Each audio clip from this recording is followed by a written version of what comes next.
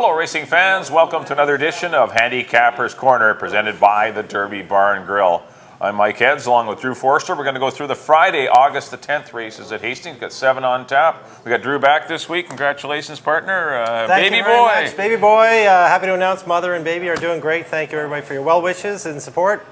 Excellent. Yeah, 7 pounds, 15 ounces, Andrew Jackson Forster. Yes, everything's great. Cool. Healthy and happy, and away we go. Had a great weekend. I actually made out to the races on Monday for the holiday Monday. I had to sneak out the hospital to go see the races. Great day, a bunch of great races. Another great success for BC Cup Day. Yeah, it shows our BC breds are still. They're going to compete everywhere, like you saw Taylor said. Like that was as awesome as you can get. Taylor's deal was just impressive. Some really nice 2-year-olds. There's some huge performances. We still have some talented BC breds here in the province. And that was definitely showcased last Monday. All right, let's get on to the Friday program. We got some pretty good $15,000 horses here to go a mile on the 16th to kick off the weekend of racing action. Nice little race, yeah. Yes, we got a field of 6 scheduled to go a mile on the 16th.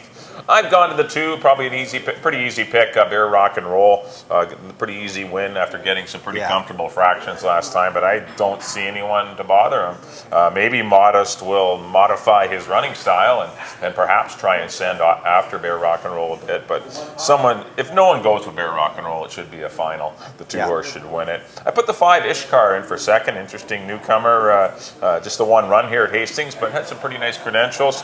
Obviously, Dino thought enough of him to run him on July 1st and the Lieutenant Governors, or July 2nd, but on the Canada Day holiday, but drops down here for 15, so he's pretty aggressively spotted today. I put the other condo runner, the 4 horse Modest, in for third, but Bear Rock and Roll definitely controls things with the pace. I think he's going to be tough. I have the same horses. I did put Iskar on top just because, as you said, Dino thought enough of him to run a mistake first out here.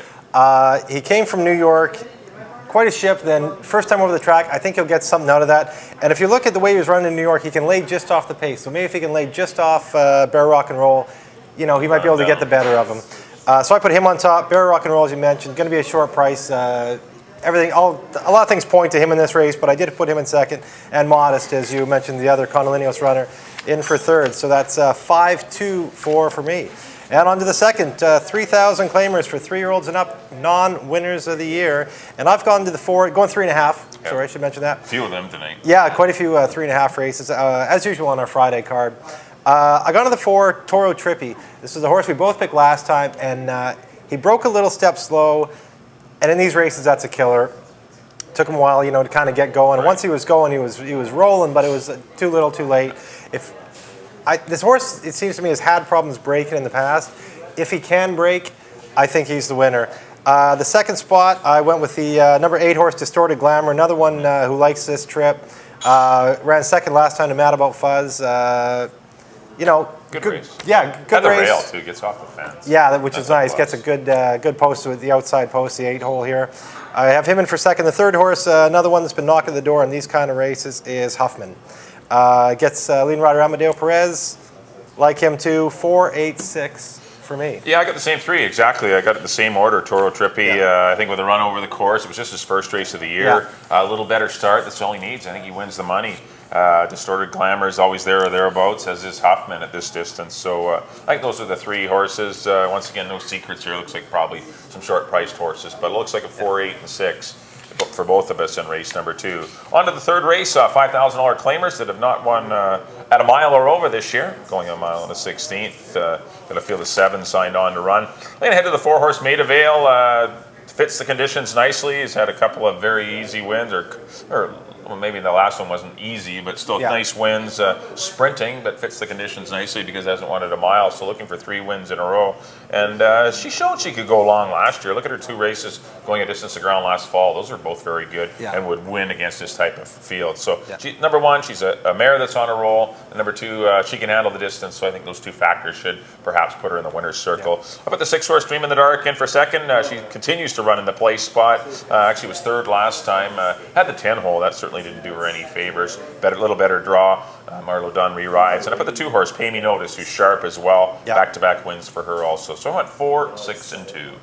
I agree with the top horse. I do have the 4 on top, Maida Vale. As you mentioned, mare on a roll. Mares, when they seem to win, they just get better and better. She's on her game right now. I put Rainbows in the Wood for second. She's won already this year, and a couple runner-up type efforts, second and a third. Last time did Lady Sasha, who took a big drop down to the nowhere's the 5, was much the best that day. Did good to run second to her. So I have her in the second spot, and as you mentioned, Dream in the Dark, 10-hole last time. Now she gets a 6. Likes the distance. She's a couple seconds of the distance in her life. So I have her in the third spot. So 4, 5, and 6 for me. On to the fourth race, 3-year-olds and up, maiden 3,000, and this is kind of a tough race to find a winner. 3.5 too. Yeah, 3.5 as well. I looked and looked. I ended up coming up with the 9, Riata's Legacy. It's a horse that was a short price last time. First time started 3.5, ran a big second to Buy For Now. Come back, all the money was on her. I picked her. Yeah, everybody liked her, and disappointed. I'm going to throw that race out. Hope she can regain the form of her first race. I think she'll be pretty tough. The second spot, I put a newcomer in here, Stara Bella, out of the Greg Tracy barn. His horses are always very ready. Fernando Perez picks up the mount. 48 and 3, 36. The works are good enough for this bunch. Have her in the second spot. And in the third spot, Briar King of the Dave Dahl horse. A horse that's shown some speed in his last start with Pedro Alvarado. Switches to Amadeo Perez. Had to have somebody in third. I went with Briar King. Yeah, I see the race kind of as a difficult race. Yeah, I mean, it is. As you will tell by my picks, we're totally opposite to each other. But it's just a race where you can lean to almost anyone. There's really no good, solid form horse in here. I landed on the 5 Nesco and showed good speed, 21 and 4, 45 and 4. Couldn't last going 6.5 furlongs, but does cut back in distance to 3.5. And that could be the recipe that this horse needs to get a win. Gets a little break in the wakes with Alex Marty. He's actually won a few times at this trip. The rider Alex Marty, his Spy Zone. He's been on a few that have done quite well at 3.5. He's very good at getting horses away from there. So I got this one in the win spot. I put the 1 Anna Potential in for second. Another one that flashed some speed going a little farther. 2 runs prior weren't all that great, going 3.5 furlongs, but I didn't give her another shot with Pedro in the irons. And the 2-horse Starabella, I definitely agree with you. This horse, good connections. He gets horses ready to run early in their careers. Great tracing, even though this is a 3-year-old. Still, it's just her debut, and works are good. Fernando Perez rise, there's lots of pluses, so I'd put that one in the mix as well. But a very difficult fourth race. If you can get away cheap and you early win 4 with some singles, maybe load up in this leg. I'd go pretty deep in there. This is the one where you may get a $20 or $30 horse. But I've gone 5, 1, and 2. In the fourth. On to the fifth race. Got some 4,000 conditional claimers. Onwards at 2. Once again, a little short trip of 3.5 furlongs. About 3.5 furlongs. I'm going to go to 7. Sonia's Main Girl. I picked her before. Didn't get away well last time against Veni Vidi Vici, and that was a pretty salty heat. I think this race has come up considerably easier. The 2 El Nacho is a little suspect. I don't know what to do with that horse on the big class drop. But Sonia's Main Girl's proven at the distance. She is very fast. She gets off. She had the rail 2 starts back, which was a concern that day. But if you go 3 starts back, that was a good second to Battle of Hastings, who would be 2 to 5 here. So I just like Sonia's Main Girl, and the price will definitely be right. I put the 5 Bella Sorella in for second out of the Dave Milburn barn. Had the 10-hole going 3.5 furlongs last time. Moves in a bit, has a race over the course. I think that'll help her quite a bit, so I put her in for second. And I put the 2 El Nacho blinkers on. Gelding in here, kind of a mixed bag of fillies and geldings in here, but I put El Nacho in for third with the blinkers on, so I didn't know what to do with that horse. So I don't know. A horse could probably win easy or run last. I didn't know what to do with El Nacho. Anytime you see a horse drop from 25 to 4, yikes. And this horse actually was scratched a couple weeks back too. And that's 7.52. That's the one I picked. I went with El Nacho. It was running really good early on. Struggled a bit lately. Kind of the opposite of the way the stable's gone. Jody Rawson's stable was kind of struggling early. She's kind of found her legs, and her horses are starting to run better. Plunges down to the non-2-4 level. I think she's got enough speed, to get out of there and definitely be a factor in the race. So I put El Nacho on top. I agree, Bella Sorella, for the reasons you mentioned, once over the course. Comes back, exactly. Gets the 5-hole. Pedro, who's kind of a distance specialist, always has a lot of success for Dave Milburn. Have that one in for second. And I went to the Sidney Krasner runner, Brash Bell, horse that she just broke her maiden at this trip. looks like she's starting to put it together, go the right way. 3.5 she likes, so I have her in the third spot. It's 2, 5, and 4 for me. And on to the sixth race. Got to get way out here to the sixth race. 3-year-old fillies, or 3-year-old, sorry. Wide open claim in 15,000. Pretty interesting race. We saw a few of these run in the last 15. It's going long, mile and 16th. I went with the horse who ran second in the last one, Royal Victor. He ran a big race, just got caught by, he's been caught by two Condolinos runners twice in a row with counsel. Sartorialist, who are both stakes winners at 2. I don't think there's anything that tough in here, so I have him on top. He looks like he get the lead and maybe get away from everybody else and keep going. Second spot, I have Friar Tuck. Broke his maiden for 10 going long. Came back his first start against winners, didn't disgrace himself. Ran third in that same race with Sartorialist and Royal Victor. Maybe he takes a step forward. Second start against winners. Definitely. So I have him in the second spot. In the third spot, Notice Sal, a horse that was claimed from Tracy McCarthy earlier on in the year. Struggled a little bit at the $25,000 level. He goes down to the $15,000 level. I think you'll find the company here a little bit nicer, so I have him in the third spot. It's 7, 2, and 4 for me. Yeah, I like your top 2, but I'm going to put Friar Tuck on top just because I think Royal Victor may get a lot more pressure than he did last time. Yeah, there's a little bit more speed. Last time he did have to earn he went 23-2, 47-1. The track was pretty fast that day, but still he was loose on the lead. I don't see him getting loose with Clarice B, Mazel Print, and Notice Sal in the race, who are all can show speed. I know Notice Sal really hasn't shown it in his last 2, but I think he will. So I just think there's going to be a little more congestion up front for Friar Tuck, who ran on to be third, a fair amount behind Royal Victor last time. But I think with the pace scenario, that could certainly even things up and make things very close. And I think Friar Tuck will definitely be the better price as well. So let's go with the 2 over the 7. And I put the 5 horse. Yes, He's Trouble, who was claimed for $5,000, taking a big step up in class, but he did win very easily at the maiden 5 level in a very good time.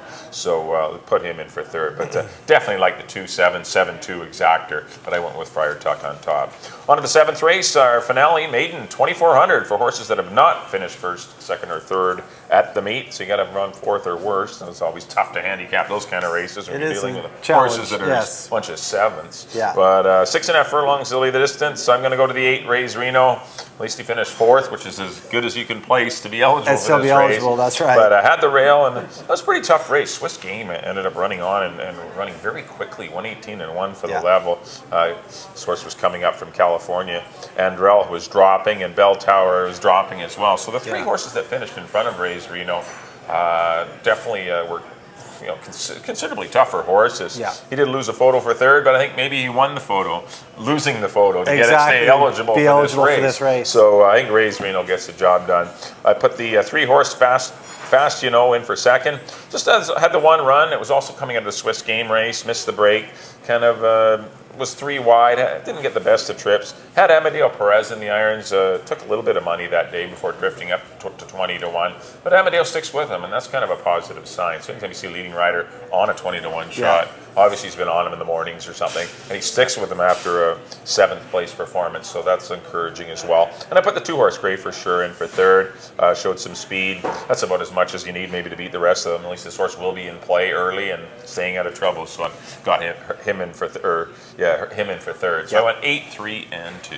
Same horses as you mentioned. Rays Reno, I have him on top. A horse that Cindy Krasner thought enough of to be running for maiden special weight basically earlier this year. Goes to the Jim Brown barn, drops in for 5, runs in that tough maiden 5. Now he's eligible for this race. I think he's the best horse in the race. Fast as you mentioned, Amadeo sticks with him in the Ben Overshot barn. Second start, room to improve, and Gray for Sure. Terry Clyde in the third spot. 8, 3, and 2 for me as well. So that'll do it. That wraps up our Friday night analysis. And we'll get our picks up here. Mike, I believe you're coming up first. I'll be coming up first. Here come the Mike picks. Let's do a quick recap.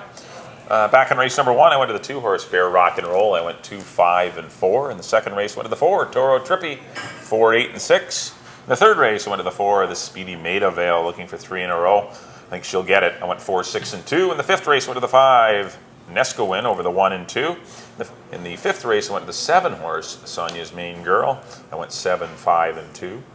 In the sixth race, I went to the 2 Friar Tuck, 2, 7, and 5. And in the 7th and final, I went to the 8 Rays Reno, 8, 3, and 2. And on to me. There we go. In the first race, I went with the 5, Iskar, over the 2 and 4. The second race, I agree with Mike. Number 4, Toro Trippy, over the 8 and 6. In the third race, I went with the 4, Maid of Vale, over the 5 and 6. In the fourth, number 9, Riata's Legacy, over the 2 and 8. In the fifth, I went with the 2, El Nacho, over the 5 and 4.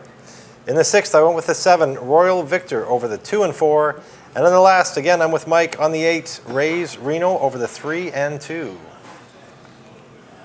Well, thank you everyone for tuning in for our Friday edition of Handicappers Corner. We wish everyone lots of luck in your wagers. Have a great night. First post goes approximately at 7:15. 7 races on tap for the Friday program. Should be great weather. Kick off a Friday, Saturday, Sunday weekend of racing action here at beautiful Hastings Race Course. On behalf of Drew, I've been Mike.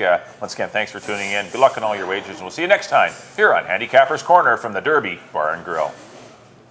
I hear his foot's all right. Of course, it all depends if it read last night. I know it's Valentine. The morning works look fine.